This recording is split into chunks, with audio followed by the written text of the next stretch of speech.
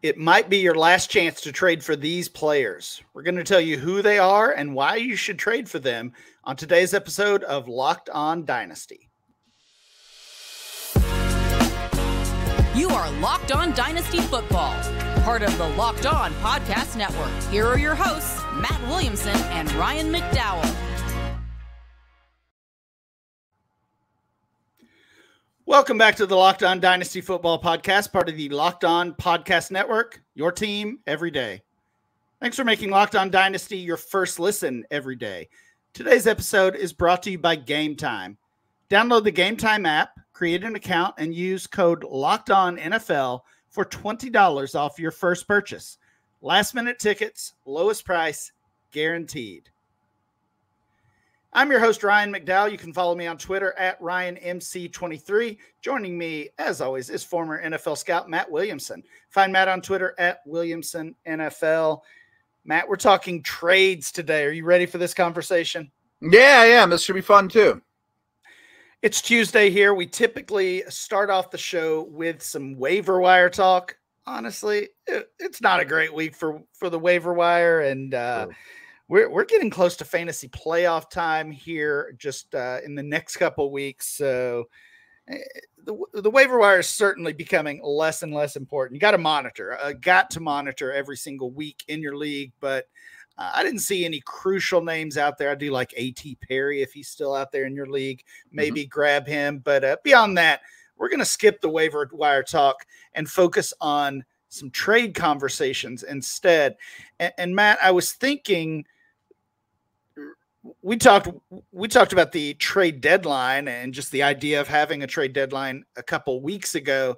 And if you do have a trade deadline in your league, it's probably coming up very soon. In fact, it may have passed last week. I know a couple of my leagues, the Thanksgiving was the trade deadline. But regardless, your trade deadline may be coming up soon. If you don't have a trade deadline, maybe the playoffs mark kind of the unofficial end of trading in your league. Whatever it is, this might be your last chance to trade for these certain players that we're going to talk about today.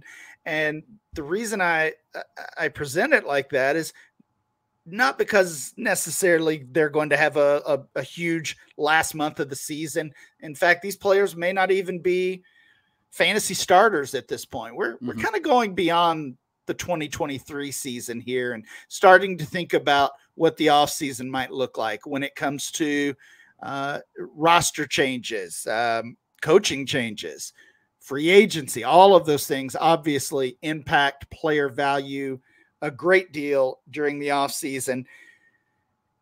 So in short, these are players we think are going to gain some dynasty value this offseason. If you can trade for them now before that value bump happens, you might be in a better position. So that's kind of the exercise and the conversation we're going to have today, Matt. I know you've got a few guys on your list. I've got a few guys on my list. Normally, behind the scenes here, normally we share these. We've got a document where we're both checking out. It's wide open today. We have no idea who we're going to talk about. So I'm excited to hear who your first player is. Give it to us, a player you want to trade for right now before it is too late and their value spikes. Okay. Mine is this first one. Mostly they'll be narrowed down, but my first one is the Packers passing game. Oh, okay. Yeah. I love Musgrave, Reed, Watson. They're all super young. I think they're all getting better and better at a rapid rate, especially Love. He really looks like he belongs these last 3 weeks or so. His accuracy looks better. He goes through his progressions much better. And I look at the Packers as a whole and think A.J. Dillon to me looks like he's already shot, to be honest with you. Aaron Jones looks like he was going to be the foundation of the offense, but the age, the wear and tear, inability to stay on the field has hindered that. So I could see this being a much heavier pass volume team next year. Okay, and I like this. Yeah. I mean, so I think all these guys are ascending. I know Watson hasn't had the year that some think, but they still feature him a lot. I don't think he got slower or less dangerous in the last year. Musgrave's been one of my favorite, blown away by Reed, and I'm starting to trust Love. So I wrote a little bit about the Packers offense this week in my Dynasty Blueprint article over at DLF, and you look at Jordan Love's past 5 games: quarterback 18, yeah, quarterback 15, quarterback 13, quarterback 9, quarterback 5. So not only does he have the feel of getting better, he's been much better from a fantasy standpoint as well. Now has 4 games as a QB1. And I mentioned in that article, if this was a rookie quarterback, and some have even referred to Jordan Love as a rookie because obviously 4 years into the league now, this is his first real chance at playing time after being stuck behind Aaron Rodgers. But if Jordan Love was a rookie putting up these numbers, playing like this, we would be talking about him as a QB1 in Dynasty. Right? We would be valuing like CJ Stroud or right. Yeah. Well, yeah, I don't want to go that far. I don't want to go that far, but yeah, we would be valuing him as a low end QB1.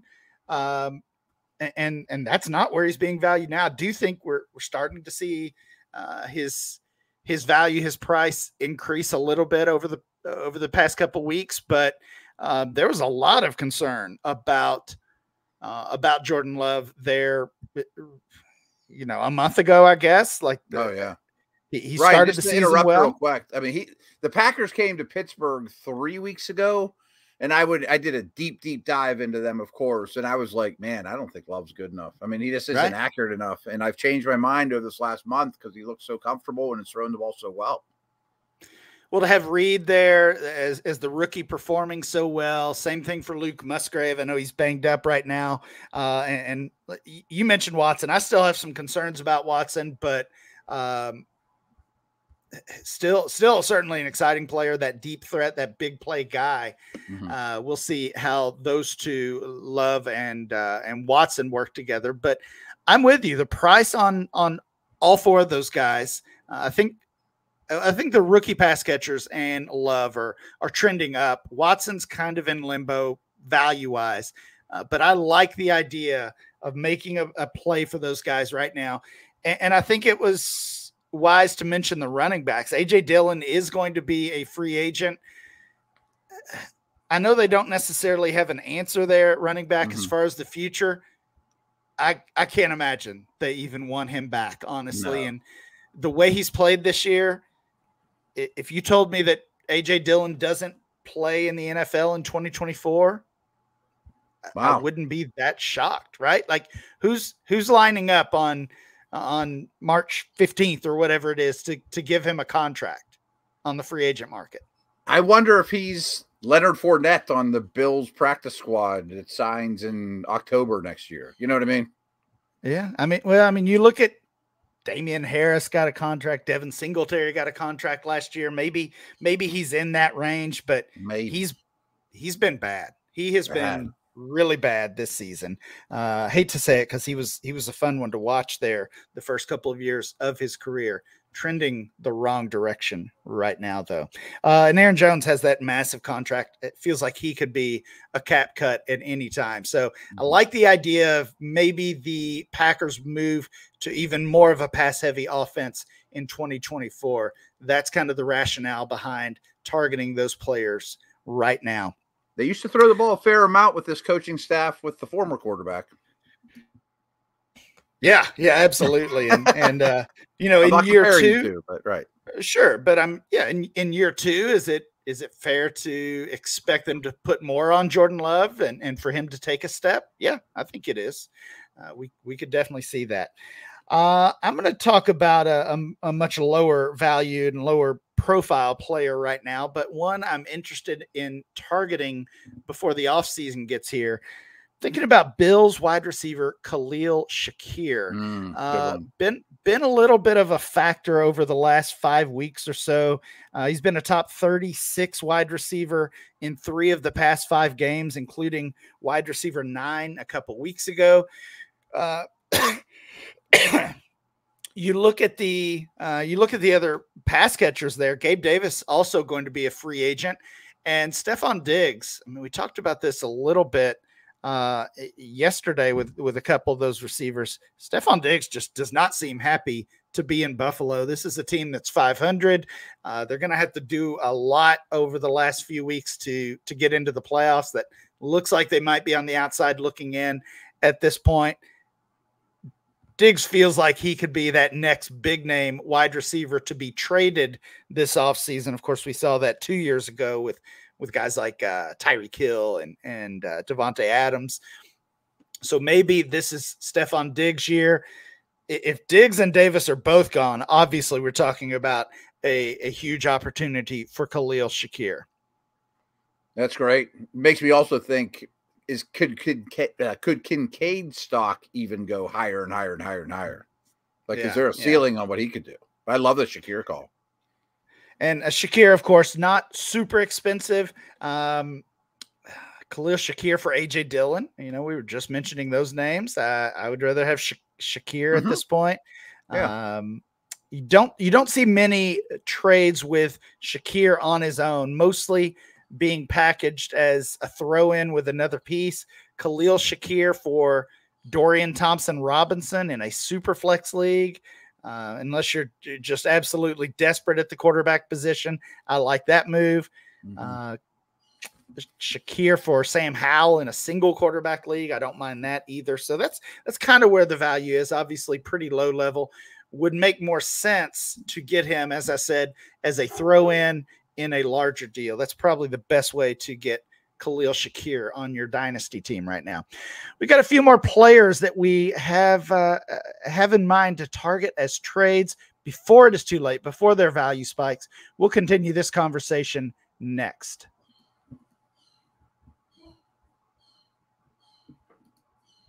So, folks, I think I told you this story before, that for Steelers training camp, I basically lived there for a month in Latrobe, PA, which is about 2 hours, an hour and a half from my house.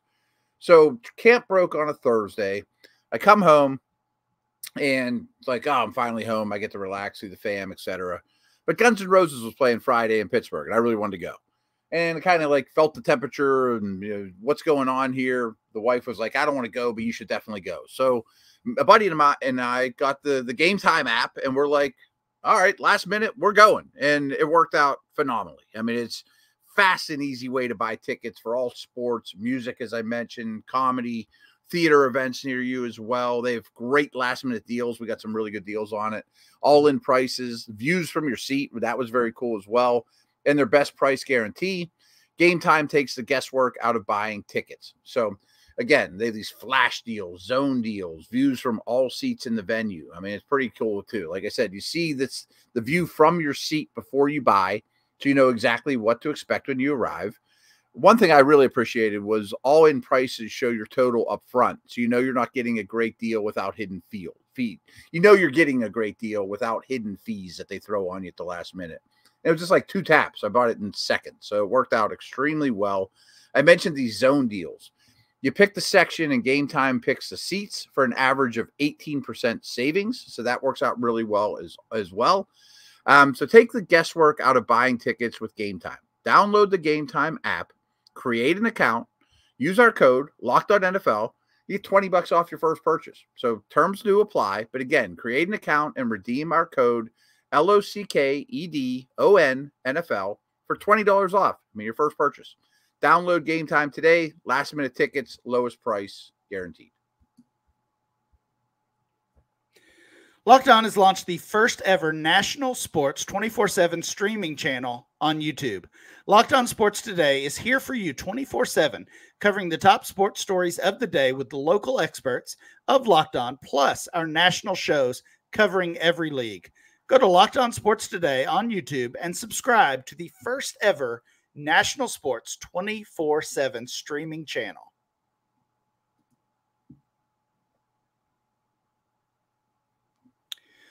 Talking about trade targets today, players that we expect to gain value this offseason. So before your trade deadline gets here, before your playoffs get here, trade for these players now and see the ROI in the offseason. Matt, we talked about the Packers. We talked about Bills wide receiver Khalil Shakir. Who's the next guy on your list? Mine are higher profile. I wrote a bunch down that aren't super high profile, and maybe I'll just kind of mention them at the end. But hey, we like really good players too. Yeah, that's true. A player I adored before his injury, people might remember well over a year ago, was Javonte Williams with Denver. And I think he's getting really quickly back to the player that I adored over the injury. The other backs there are fine, but they're not of his caliber. They go out and spend money on big, bruising offensive linemen. They want to run the football, play defense. That success is, translating into 5 wins in a row for them right now. So I think that stock's going to continue to climb. I like that call. I'm with you there. We are already seeing the value increase on Javonte Williams. His ADP is climbing. I expect that to continue as well. Looking at the trade finder on Dynasty League Football, Javonte Williams for Cortland Sutton. We talked about those Broncos wide receivers yesterday. Brilliant. I think I'm taking Javonte there, but that's me too. That's fair, I think. Javonte Williams for a first rounder. Are you that confident? Are you giving a first rounder for Javonte? I might right now if my team was really good and I thought that was going to be picked 10, 11, 12. Okay, so non-super flex, if you're confident that's a later pick, I think that probably makes sense. Actually seeing several examples here of Javonte Williams for a first rounder. Here's one more. I got to get real your quick thoughts question on this along one. those lines, if you don't mind, because you Sure. know this better than I do. From my limited experience this upcoming running back class, I would probably still rather have Javonte than any incoming rookie. Yeah, I think so. So I actually did a mock draft with quite a few of our buddies, some guys from DLF and several others around the community. That was posted on DLF a couple weeks ago. It was a super flex rookie mock. We did 2 rounds. We had 1 running back go inside the first round. So the top 12 players, 1 running back. That was Travion Henderson from Ohio State. I really like Henderson. I probably would take him over Javonte Williams at this point. Obviously, plenty of time for things to change for both of those players. But outside of that, it's pretty wide open as far as who's going to be the RB2 and could they get up into that first round range. But other than Henderson, I'm certainly taking Javonte over the rest of that crew.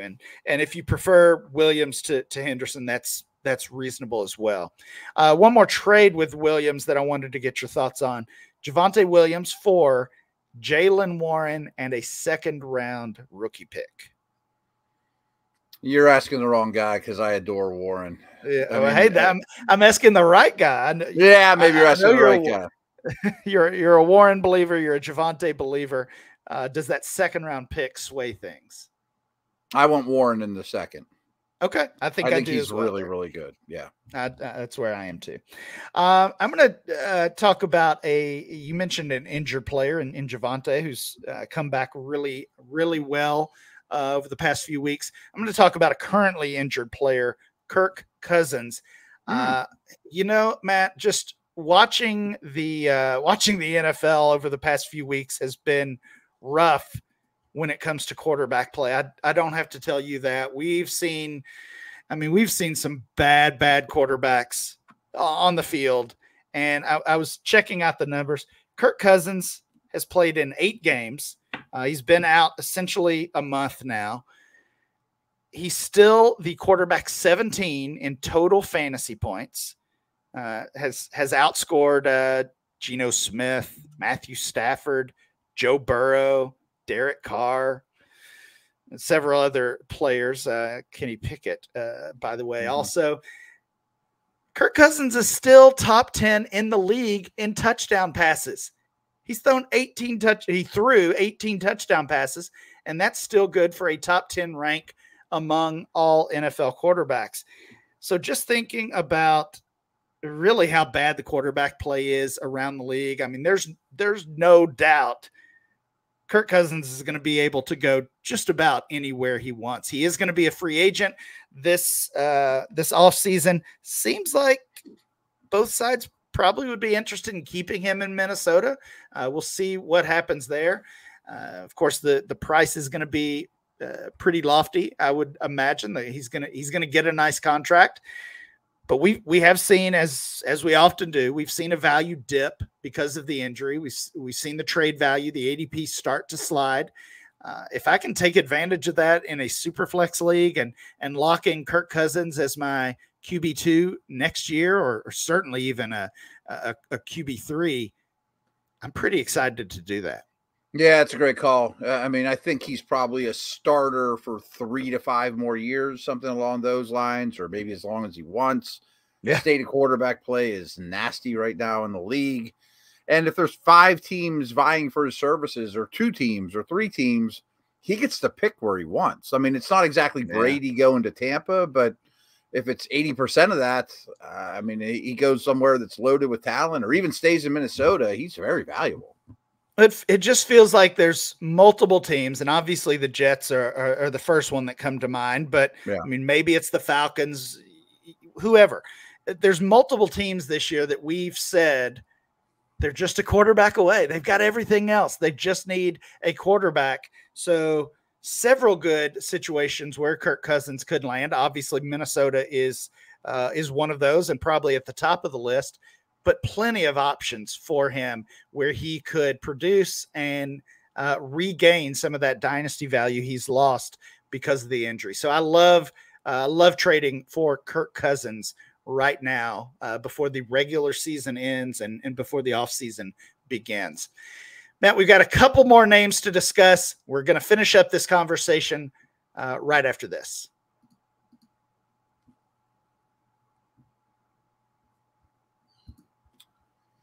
Score early this NFL season with FanDuel, America's #1 sportsbook. Right now, new customers get $150 in bonus bets with any winning $5 money line bet. Like, think about that for a second. Just go, someone's favored by 14 points against the Giants or Cardinals or whatever. All you need is that to hit, and that's $150 if your team wins, which if you play it right, it should win. If you've been thinking about joining FanDuel, there's no better time to get in on the action. The app is unbelievably easy to use. There's a wide range of betting options, including spreads, over-unders, players, props, futures, et cetera, et cetera. So visit FanDuel.com/lockedon and kick off the NFL season. That's FanDuel.com/lockedon. FanDuel, the official partner of the NFL.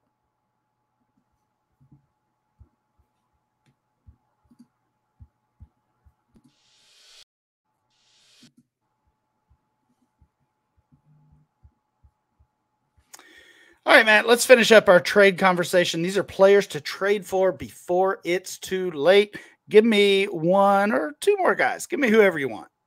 Okay, so some honorable mentions were Thornton in New England, who I think is a pretty darn good player and a keeper, just in a nasty situation.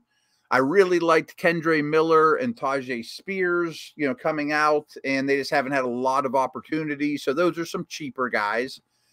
But 3, and I'll stress, they're all the same, basically.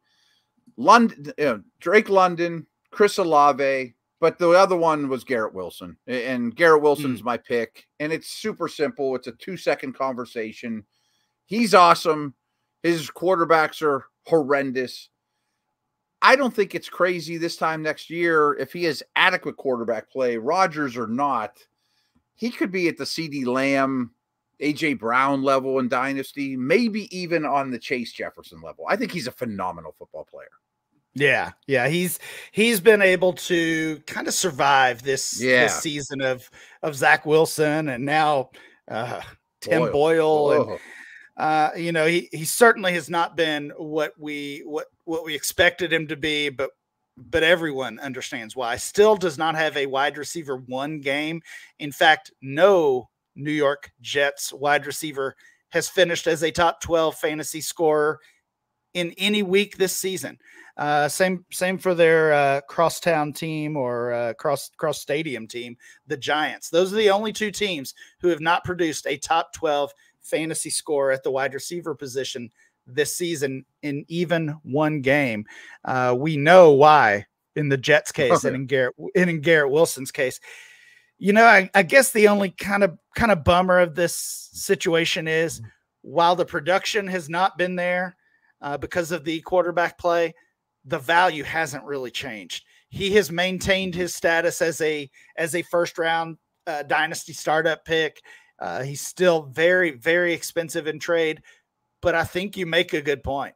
It's still reasonable to expect his value to climb further into the Lamb, AJ Brown tier, if not into the top tier of wide receivers, which I think is on the table. I mean, this is a player who, entering his second year, was being drafted as a first round pick in redraft leagues, right? We've talked a lot about those underdog leagues that we participated in. He was a first rounder in those underdog best ball redraft leagues, with the expectation that he'd be playing with Aaron Rodgers. So I love the call. You're right. There's not really much more that needs to be said. He's going to be very expensive. Pay the price, be willing to. You mentioned the names London and Olave. I'm with you on both of those guys as well. London, obviously another guy we're hoping gets a quarterback upgrade. I'm not quite as confident in that one. We know the Jets are going to do something, right? It's either going to be Rodgers or they're going to figure something out. If Rodgers, for whatever reason, can't go, doesn't work out, whatever. The Falcons, who knows? That's another story. Right. One more name, my last name, as we kind of wrap up here.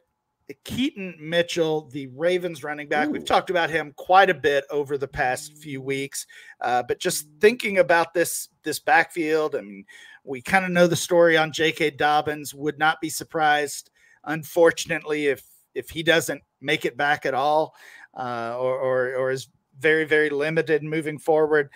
Gus Edwards has been fine this year. He's also a free agent going into the offseason. Dobbins is a free agent, by the way, as well.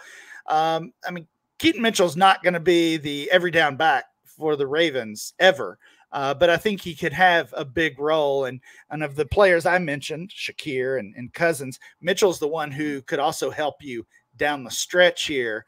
We've gotten some positive comments from that coaching staff that it seems like his role is only going to get larger from here. Any last second thoughts on Keaton Mitchell, Matt? I love that call. I mean, I think his usage keeps going up. I think that's a very good offense. He's explosive as can be. I don't think he's a Chan, but I don't think he's crazy far off. Smart organization, good blocking. Lamar always helps the situation. The fact that they're using him more and more in this past week was very encouraging, I think, is all you need to know. Yeah, price is going to go up on him as well. If you can find someone who doesn't believe he's a long-term asset, that's probably your best bet to acquire him. That is going to do it for today's show. Please make sure you download and subscribe or follow for free on YouTube or wherever you get your podcast. Remember to follow the show at Locked On Dynasty. Follow Matt at Williamson NFL, and I'm Ryan, MC23. We'll be back next time with more Locked On Dynasty.